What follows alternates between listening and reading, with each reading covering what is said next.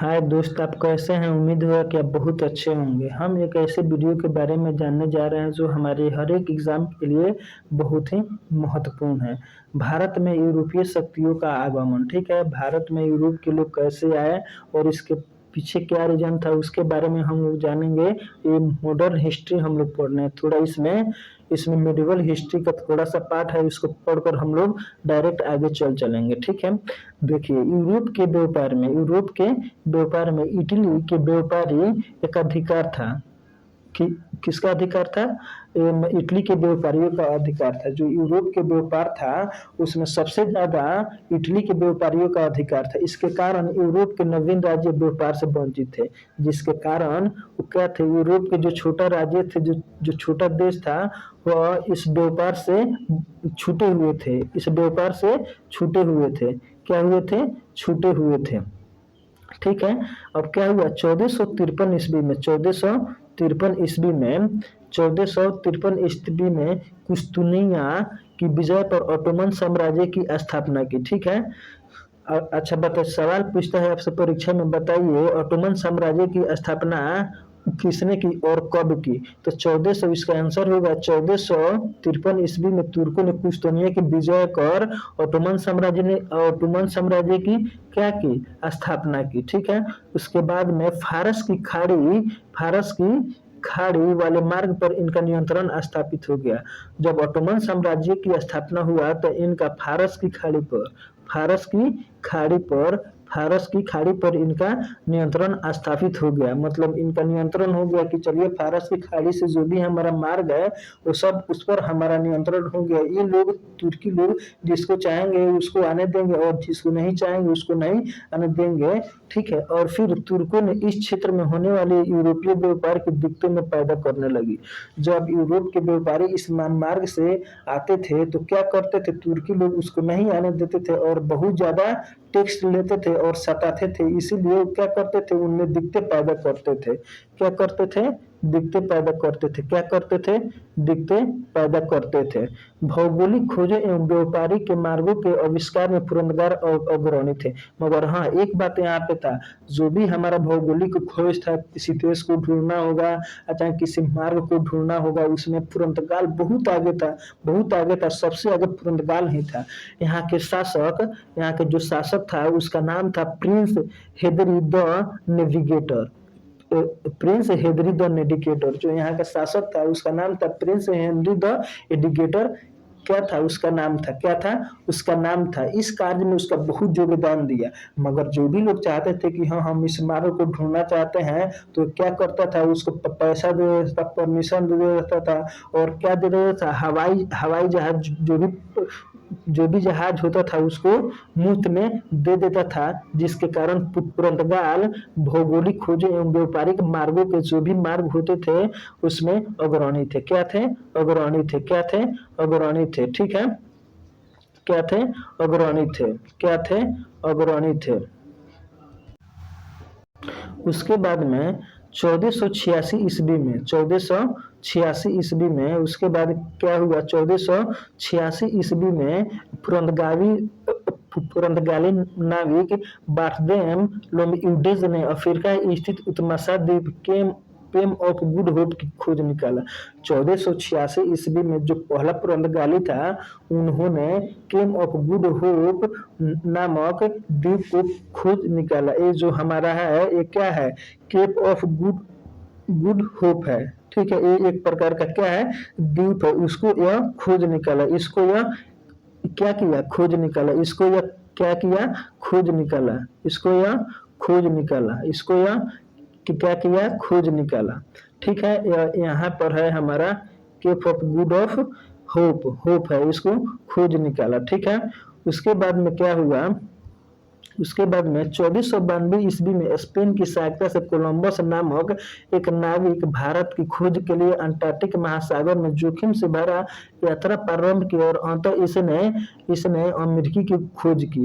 ये महानुभाव निकले थे भारत की खोज करने के लिए, लेकिन जब अटलांटिक महासागर में आए तो वहां पे ऐसा तूफान आया कि वो अपने रास्ते से विचलित हो गए, और विचलित होकर और एक ऐसा देश में जा चुके थे, इनको लगा कि अब हम भारत देश को खो चुके हैं, लेकिन यह भारत में नहीं, ये तो अमेरिका को खोज निकाले थे, ये तो भारत को नहीं अमेरिका को खोज निकाले थे, ये तो भारत को नहीं अमेरिका को खोज निकाले थे, भारत को नहीं अमेरिका को खोज निकाले थे। ठीक है, तो आपको याद रखना होगा, परीक्षा में ये सवाल आता है कि बताइए 1492 ईस्वी में कोलंबस ने किस देश की यात्रा में उस देश को खोज निकाला, तो अमेरिका इसका आंसर होगा। क्या होगा?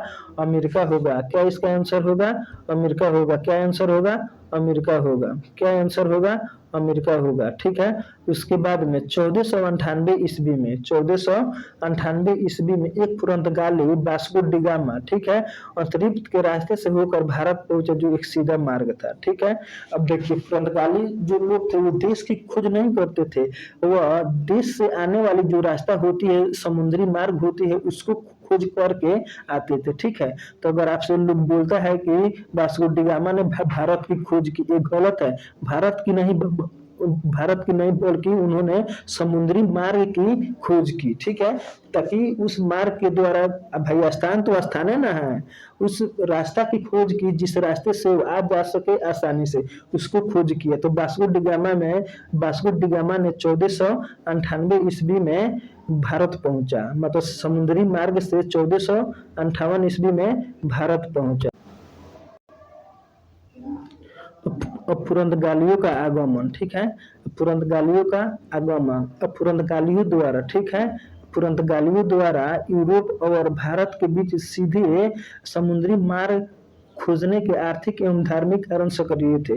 जो भी पुर्तगाल लोग थे, वो जो भी समुद्री मार्ग खोजते थे, वो सबसे पहले अपने धर्म के प्रचार प्रसार करने के लिए और वहां से और उस देश से धन कमाने के लिए क्या करते थे, उस देश की उस मार्ग की खोज करते थे, ताकि हम उस देश में जाएंगे तो हमारा धर्म का भी प्रचार होगा, और वहां से हम लोग हमारा आर्थिक जो संपदा है, आर्थिक चीज है, जो भी पैसा धन दौलत है, उसमें हमारे देश में वृद्धि होगा। इसी के कारण वह एक देश से दूसरे देश की क्या करते थे, दूसरे देश की मतलब जो उसके रास्ता है उसको क्या करते थे, खोज करते थे।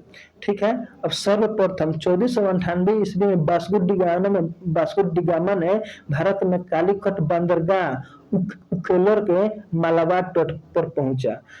तो सबसे पहले जो वास्को डी गामा थे वो 1498 ईस्वी में कालीकट बंदरगाह जो केरल में स्थित है, जो कहाँ पे स्थित है, केरल में स्थित है। कहाँ पे स्थित है? केरल में स्थित है, वहां पहुंचे। ठीक है, वहां पे बंदरगाह पर पहुंचे, और उन्होंने, अगर आपसे ये कहा जाता है कि वास्को डी गामा ने भारत की खोज की, नहीं, भारत की इसने खोज नहीं किया, इसने पुर्तगाल और भारत के बीच में जो समुद्री मार्ग का जो रोड है उसको इन्होंने खोज किया, और कहाँ आए, और ये आए कालीकट बंदरगाह पर है। ठीक है, जो केरल के मालाबार तट पर स्थित है। ठीक है, यहाँ पहले से बसे हुए अरबी व्यापारियों द्वारा वैमनस्य का रवैया अपनाया, लेकिन कालीकट के राजा जामोरिन ने इसका स्वागत किया।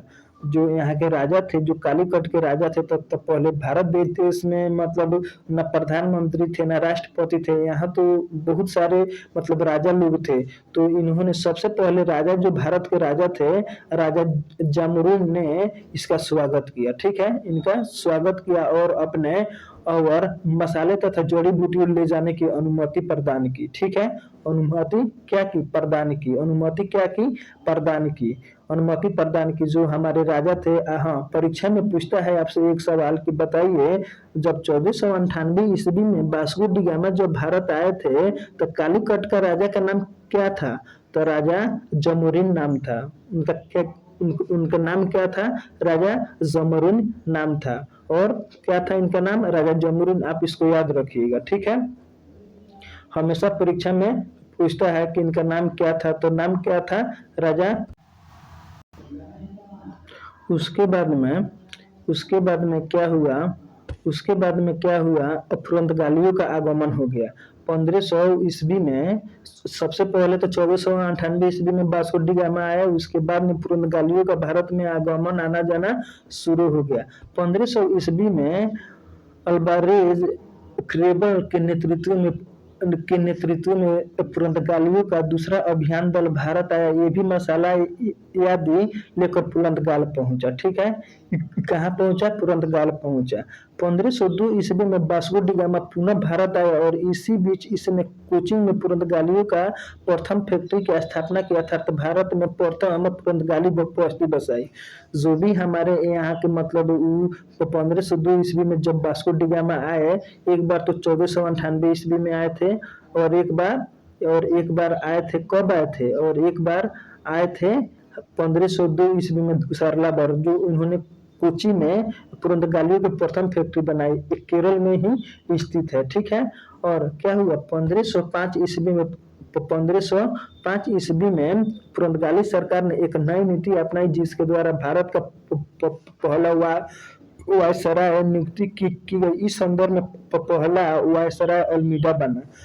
आपसे परीक्षा में सवाल पूछता है कि बताइए, आपसे परीक्षा में एक सवाल पूछता है कि बताइए, भारत में प्रथम पुर्तगाली वायसराय आया था, उसका नाम क्या है? तो अल्मीडा नाम है। वो कितने ईस्वी में आया था? तो 1505 ईस्वी में आया था। 1505 ईस्वी में आया था। कब आया था? 1505 ईस्वी में आया था। कब आया था? ये देखिए हमारा क्या है, एक कोचीन है जो केरल में ही क्या है, स्थित है। कहाँ स्थित है? केरल में ही स्थित है।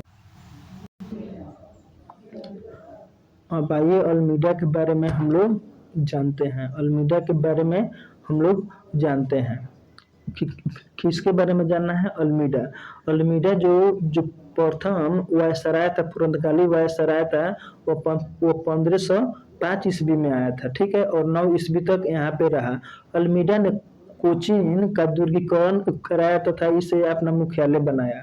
जो अल्मीडा था, जो कोचीन का दुर्गीकरण कराया और इसका अपना मुख्यालय बनाया। 1508-9 ईस्वी में इसने गुजरात के मिस्र और तुर्की संयुक्त मुस्लिम जल बेड़े को पराजित कर द्वीप पर अधिकार कर लिए। ये देखिए, ये हमारा क्या है? ये गुजरात है।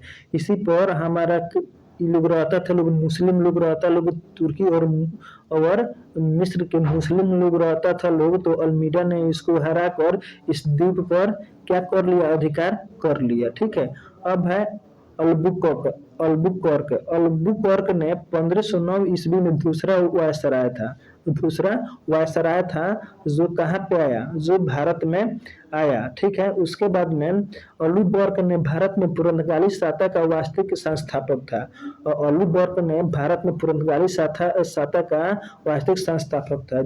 अगर आपसे परीक्षा में ये बार बार सवाल पूछता है कि बताइए पुर्तगाली में जो भारत का वास्तविक संस्थापक का नाम क्या है, तो इसका आंसर होगा अल्बुकर्क नाम था। ठीक है, इसने 1510 ईस्वी में बीजापुर से गोवा को जीत लिया।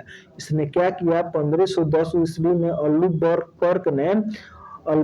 ने 1510 ईस्वी में बीजापुर से गोवा को जीत लिया और किलेबंदी करे। किलेबंदी का अर्थ हुआ है गोवा को चारों तरफ से घेरवाना। किलेबंदी का अर्थ क्या होता है? जैसे हम लोग देहात में क्या करते हैं, अपने घर को बाउंड्री करवाते हैं, उसी प्रकार गोवा को कथी कराया? बाउंड्री कराया। ठीक है, क्या कराया? बाउंड्री कराया।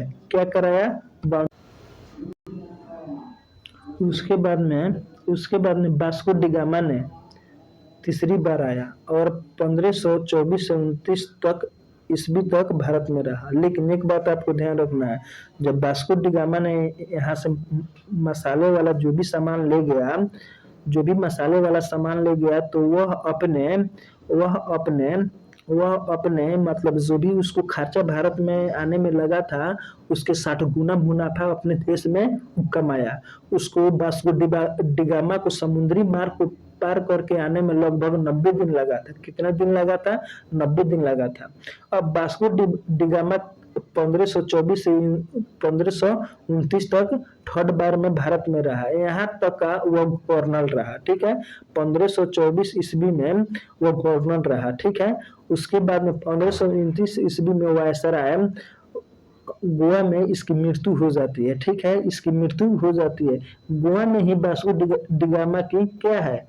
चिता है। क्या है? चिता मतलब उसका जो मृत्यु होता है, जो कब्र होता है, उसकी बनाई गई है। यहाँ पर भी सेंट जेवियर ईसाई संत की कब्र भी गोवा में ही है। ठीक है, तो आपसे परीक्षा में पूछेगा कि बताइए वास्को डी गामा का मृत्यु कहाँ पे हुआ था? गोवा में हुआ था। और उसका ईस्वी बताइए, तो 1529 ईस्वी में हुआ था। और उसका कब्र कहाँ पे है? तो गोवा में ही है। ठीक है, और सेंट जेवियर ईसाई संत का भी कब्र यहीं पे है। ठीक है, तो देखिए सबसे पहले हमारा वायसराय आया था, वह था अल्मेडा। अल्मेडा आया था। उसके बाद में अल्बुकर्क आया। उसके बाद में वास्को डिगामा आया, मतलब वायसराय के रूप में। तो वास्को डिगामा तो 1458 ईस्वी में ही आ चुका था, लेकिन वायसराय के रूप में आया 1524 ईस्वी में थर्ड बार, और सेकेंड बार आया 1502 ईस्वी में, लेकिन इसकी मृत्यु हो जाती है। ठीक है, तो अच्छा एक बात और यहाँ पे रिपोर्ट कीजिए, जो वास्को डिगामा था वो पेशे से एक पेशे से एक सेना का कमांडर था। वास्को डिगामा का जो पेशा था, जो मतलब वर्कशीट था, वह एक सेना का कमांडर था। ठीक है, उसके बाद में वास्को डिगामा की पत्नी का नाम क्या है, अभी जान लीजिए। वास्को डिगामा की पत्नी का नाम है कटरीना द अकायदा। ठीक है, इतना आप याद रखिएगा। उसके बाद में जो हम लोग अगला वायसराय, जो चौथा वायसराय आया, उसका नाम है नुनो द कुनहा। नुनो द कुनहा नाम है इसका। नुनो द कुन्हा नाम है। ठीक है, नुनो द कुन्हा नाम है। यह 1529 से 1538 ईस्वी में 38 ईस्वी तक भारत में रहा। ठीक है, उसके बाद में यह अल्लूबर्ग का वास्तविक उत्तराधिकारी था। ठीक है, जो अल्लूबर्ग आया था वह भारत का प्रथम, मतलब समझिए कि पुर्तगाल का नींव डाला हुआ था। वो कितने ईस्वी में आया था? 1509 ईस्वी में आया था। 1509 ईस्वी में आया था। ठीक है, उसके बाद में इसने 1530 ईस्वी में जब उसकी मृत्यु हो जाती है, तो 1530 ईस्वी में कोचिन की जगह गोवा को अपनी राजधानी बनाता है। जो भी मतलब अल्लूबर्ग थे, उन्होंने अपनी राजधानी कहाँ पे बनाई थी? कोचीन में बनाई थी। लेकिन नुनो द कुन्हा था, वह अपनी राजधानी कहाँ बनाई? वो अपनी राजधानी कहाँ बनाई? अपनी राजधानी गोवा में बनाई। तो देखिए 4 वायसराय आए थे हमारे भारत देश में पुर्तगाल से। सबसे पहला था अल्मेडा, उसके बाद में था हमारा अल्बुकर्क, उसके बाद में था वास्को डी गामा, उसके बाद में था नानो दू कुन्हा। ये 4 गो चीज हमारे लिए बहुत महत्वपूर्ण है। ठीक है, जो वास्तविक संस्थापक माना जाता है पुर्तगाल में, भारतीय का वास्तविक संस्थापक था अल्बुकर्क था। ठीक है, उसके बाद में वास्को डी गामा सबसे पहले 1498 ईस्वी में भारत आया था। उसके बाद में उन्होंने 1502 ईस्वी में आया था। उसके बाद में वह 1524 ईस्वी में आया, और 1529 ईस्वी में भारत में ही इसको क्या हो गई? मृत्यु हो गई। वह हमारे लिए बहुत महत्वपूर्ण था, बहुत महत्वपूर्ण था। अल्बुकर्क ने ही कोची की अपनी राजधानी बनाई थी, लेकिन जो इसका उत्तराधिकारी था नुनो द कुन्हा, इन्होंने कोचिन की जगह अपनी राजधानी गोवा में बनाई। कहाँ पे बनाई? गोवा में बनाई। कहाँ पे बनाई? गोवा में बनाई। अब देखिए नुनो द जो कुन्हा था, वो 1529 से 1538 ईस्वी में यहाँ तक राज किया। यह अल्बुकर्क का वो वास्तविक उत्तराधिकारी था। जो भी अल्बुकर्क ने काम किया, वैसा ही नुनो द कुन्हा ने अपना वर्क किया भारत में रहकर। इसने 1530 ईस्वी में कोचीन की जगह गोवा की राजधानी बनाई। ठीक है, अच्छा, कुन्हा ने मद्रास के निकट सैनथोम तथा बंगाल के हुगली में पुर्तगाली बस्तियों की स्थापना करके भारत के पूर्वी तट की पुर्तगाली वाणिज्य का विकास किया। जो मुद कुन्हा था, वो बंगाल के हुगली में, जो पश्चिम बंगाल में स्थित है, पश्चिम बंगाल की राजधानी कोलकाता है, जो जो वहाँ पे है वह हुगली में है। और हुगली में वो क्या क्या पुर्तगालियों की बस्ती बनाया है, क्या बनाया? बस्ती बनाया, और उसका विकास किया। क्या किया? उसका विकास किया। क्या किया? उसका विकास किया। आइए क्रम से जान लेते हैं कि जो हमारे प्रमुख पुर्तगाली वायसराय थे वह कौन कौन थे। ठीक है, उसके बाद में सबसे पहला था अल्मीड़ा। अल्मीड़ा मिस्र, तुर्की, गुजरात एवं संयुक्त मुस्लिम के बेड़े को पराजित किया। कोचिन में दुर्गीकरण, केनौर में पुर्तगाली फैक्ट्री की स्थापना की। उसके बाद में 1510 ईस्वी में आया अल्बुकर्क, 1509 ईस्वी में आया अल्बुकर्क आया, ठीक है, अल्बुकर्क आया। उसके बाद में 1509 ईस्वी में अल्बुकर्क आया, जो भी 1500 गोवा को जीतकर पुर्तगाली आधिपत्य की स्थापना की और भारत में पुर्तगाली संस्थापक मतलब वास्तविक संस्थापक इसे ही माना जाता है। आपसे परीक्षा में सवाल पूछेगा कि बताइए भारत में पुर्तगाली का वास्तविक संस्थापक का नाम क्या है, तो उसका नाम क्या है, अल्बुकर्क। क्या नाम है, अल्बुकर्क का नाम है। क्या नाम है, अल्बुकर्क का नाम है, ठीक है, आप इतना याद रखिएगा। उसका नाम क्या है, अल्बुकर्क नाम है। इसका नाम क्या है, अल्बुकर्क नाम है, ठीक है। अब नुनो द कुनहा जो उसके बाद में फिर आया था थर्ड बार में वायसराय के रूप में वास्को डी गामा, जो यहाँ पे छोड़ दिया गया है, लेकिन चौथे बार में आए थे नुनो द कुनहा। उन्होंने कोचिन के स्थान पर 1524 ईस्वी में हमारे वास्को डी गामा वायसराय के रूप में आए, लेकिन उनका 1529 ईस्वी में उनकी मृत्यु हो गई। और थर्ड जो हमारे वायसराय थे वह थे, मतलब चौथा वायसराय थे, मतलब ये थे वास्को डी गामा के बाद में नुनो द कुनहा थे। वह 1529 ईस्वी में भारत आए और कोचिन के स्थान पर गोवा की राजधानी बनाया।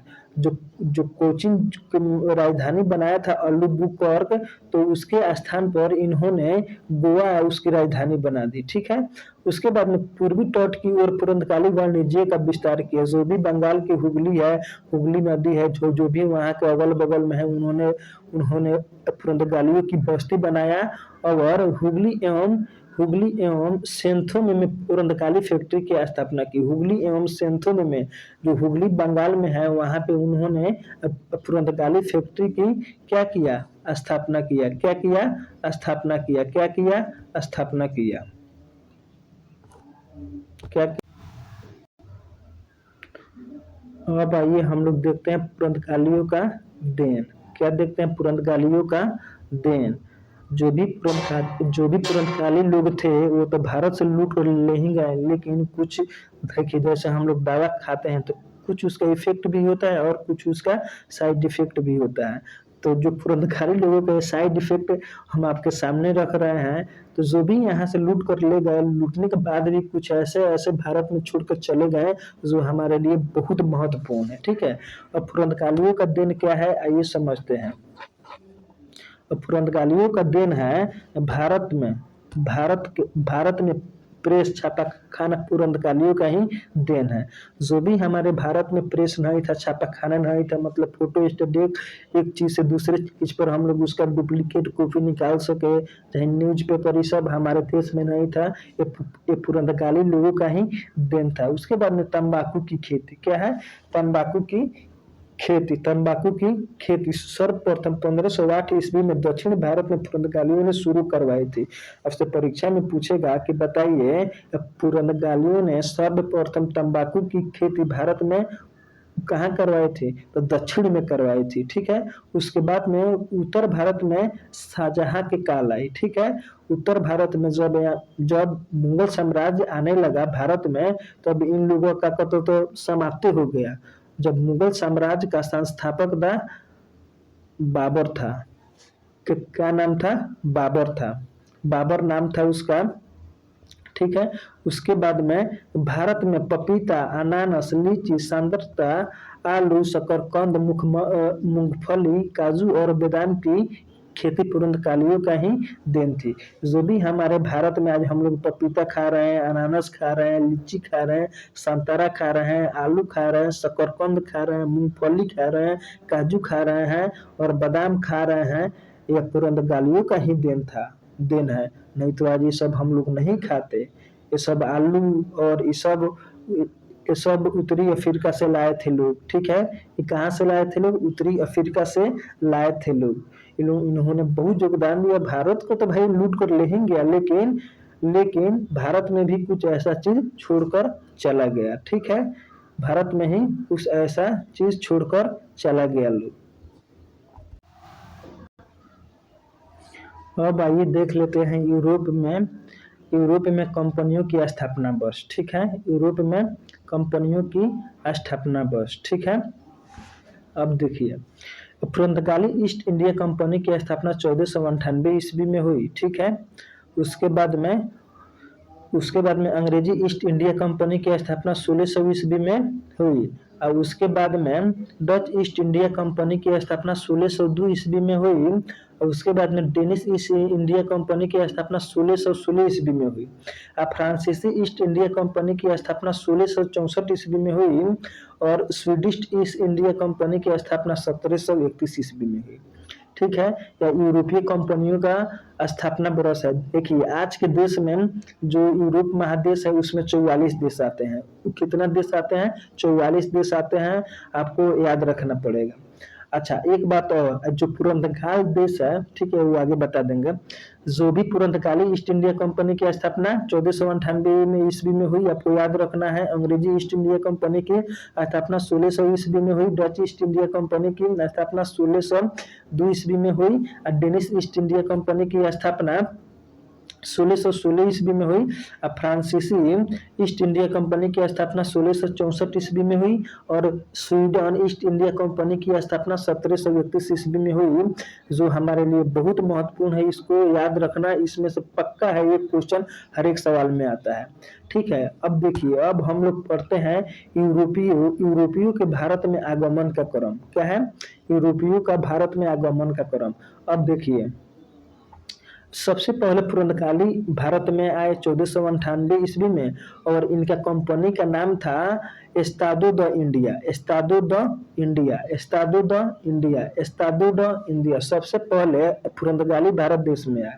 ठीक है, और सबसे पहले पुर्तगाली भारत देश में आए और उन्होंने सबसे पहले कंपनी बनाई एस्तादो द इंडिया, एस्तादो द इंडिया। उसके बाद में डच आया, डच जो 1605 ईस्वी में आया। ठीक है, 1605 ईस्वी में आया। उन्होंने एक कंपनी बनाई बीरिंदगदो ओस्दो इंडीडेस। ठीक है, उसके बाद में ब्रिटिश आए भारत में। ठीक है, और 1608 ईस्वी में आया। ठीक है, और उनका कंपनी का नाम था the governor and company of the merchant of London training into the east Indies. ठीक है, इतना आपको याद रखना है, बहुत लंबा नाम है, फिर भी आप लोग देख लीजिएगा, एक दो क्वेश्चन इसमें तो रहता ही रहता है। उसके बाद में आए थे डेनिश, जो 1616 ईस्वी में आए थे।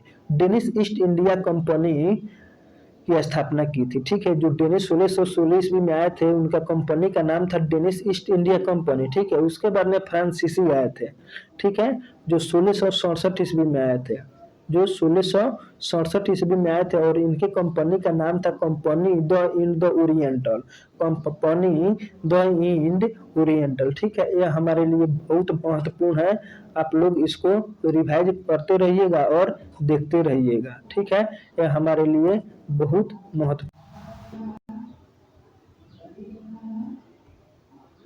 ये देखिए, ये हमारे पुर्तगाल देश जो है, ये उसका जो जिस तरह हमारा झंडा होता है उसी तरह ये क्या है, उसका झंडा है। क्या है? झंडा है, उसका झंडा है। क्या है? उसका झंडा है। क्या है? उसका झंडा है। क्या है? उसका झंडा है। अब देखिए, जो वर्तमान में पुर्तगाल की राजधानी लिस्बन है, कहाँ पे है? आपसे परीक्षा में ऑब्जेक्टिव तो पक्का है कि इससे रहेगा। ठीक है, हर एक एग्जाम में एक ऑब्जेक्टिव पक्का है, गारंटी के साथ इस वीडियो से रहेगा तो रहेगा, आप देख लीजिएगा। ठीक है, जो यहाँ का जो पुर्तगाल देश का ये क्या है, उसका चिन्ह है, जिस तरह हमारा तिरंगा झंडा होता है उसी तरह ये पुर्तगाल देश का तिरंगा झंडा है, फ्लैग है। ठीक है, और जो पुर्तगाल देश की राजधानी होती है वो लिस्बन में होती है। कहाँ होती है? लिस्बन में होती है। इसकी राजधानी कहाँ है? लिस्बन में है। और यहाँ का मुद्रा क्या है? अब देखिए एक सवाल आता है, यहाँ का मुद्रा क्या है? मुद्रा क्या है? यहाँ का मुद्रा क्या है? यहाँ का मुद्रा क्या है? यहाँ का मुद्रा क्या है? ठीक है, यहाँ का मुद्रा क्या है? यहाँ का मुद्रा यूरो है। क्या है? यूरो है। क्या है? यहाँ का मुद्रा यूरो है। क्या है? यहाँ का मुद्रा क्या है? यूरो है। और उसमें एक और बात आया था, जापान। क्या बात आया था? जापान। क्या नहीं, स्पेन स्पेन स्पेन की राजधानी कहाँ पे है? मुद्रिद है। कहाँ पे है? मुद्रिद है। मुद्रिद है, और उसका जो मुद्रा है वो भी यूरो है, ठीक है, वो भी यूरो है। यूरो पुर्तगाल की राजधानी लिब्सन है, और वहाँ का मुद्रा जो यूरो है। और स्पेन की राजधानी कहाँ पे है? मुद्रिद है, और वहाँ का मुद्रा का नाम क्या है? और वहाँ का मुद्रा का नाम क्या है? वहाँ का मुद्रा का नाम क्या है? यूरो है। वहाँ का मुद्रा का नाम क्या है? यूरो है। क्या नाम? अब देखिए एक और देश आया था इसमें, इटली। क्या नाम आया था? इटली। और इटली की राजधानी वर्तमान में कहाँ पे है? रोम में है। कहाँ पे है? इटली की राजधानी कहाँ है? रोम है। और यहाँ के मुद्रा क्या है? यूरो है। और यहाँ का मुद्रा क्या है? यूरो। और यहाँ का मुद्रा क्या है? यूरो है। तो तीन देश का मुद्रा यूरो है, एक में पुर्तगाल का, दो में स्पेन का, और इटली का। यहाँ का मुद्रा क्या है? यूरो है। और एक और मेन देश का नाम आया था ब्रिटेन। और ब्रिटेन की राजधानी कहाँ पे है? लंदन में है। कहाँ पे है? लंदन में है। कहाँ पे है? लंदन में है। कहाँ पे है? लंदन में है। कहाँ पे है? लंदन में है। कहाँ पे है? लंदन में है। कहाँ पे है? लंदन में है। ठीक है, ब्रिटेन की राजधानी कहाँ पे है? लंदन में है। और यहाँ का मुद्रा का नाम क्या है? और यहाँ पे जो मुद्रा का नाम है वो ग्रेटेन ब्रिटेन पाउंड है। क्या है? यहाँ का मुद्रा का नाम क्या है? ग्रेटेन ब्रिटेन पाउंड है। एक बार और सुन लीजिए। अब देखिए, जो जो पुर्तगाल की जो मुद्रा है वो यूरो है, जो वहाँ की राजधानी वो लिब्सन है, ठीक है। स्पेन की राजधानी मुद्रिद है, और वहाँ का मुद्रा यूरो है, ठीक है। उसके बाद में एक बार और सुन लीजिए। और जो इटली की राजधानी रोम है, और वहाँ का मुद्रा यूरो है। और ब्रिटेन की राजधानी जो है, ब्रिटेन की राजधानी लंदन में है, और जो वहाँ का मुद्रा है वो ग्रेटेन ब्रिटेन पाउंड है। थैंक यू दोस्त, अगर अच्छा लगे तो मेरे इस यूट्यूब चैनल को सब्सक्राइब करें एंड शेयर करें। आपका बहुत बहुत धन्यवाद। Thank you friends.